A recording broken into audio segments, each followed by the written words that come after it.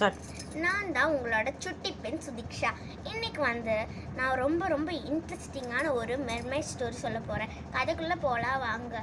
ஒரு நாள் ஒரு பையன் நடுக்கடலில் போட்டிங் போகும்போது நடுக்கடலில் சிக்கிக்கிட்டான்.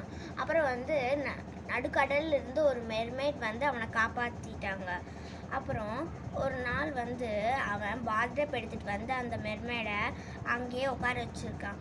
அதுக்கப்புறம் அவனோட பாடியிலேருந்து நல்லா ஸ்மெல் வர ஆரம்பிச்சு. நான் இப்போ குளிச்சே ஆகணும்னு சொல்லிட்டு அவன் அந்த மெர்மைடை கடல் கரையில் விட்டுட்டு போய் குளிச்சுட்டு வரான்.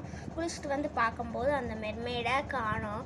அப்புறம் அவன் நடுக்கடலில் மெர்மைடை தேடுறான். ஆனால் அந்த மெர்மைடை காணோம்.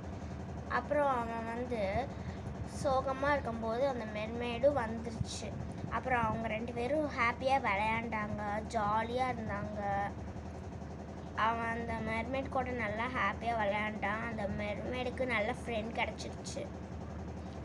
பாய், நான் உங்களை அடுத்த ஸ்டோரியில் பார்க்குறேன். இப்போதைக்கு உங்களோட எழுத்தாளர் Sudeeksha. I hear the beat,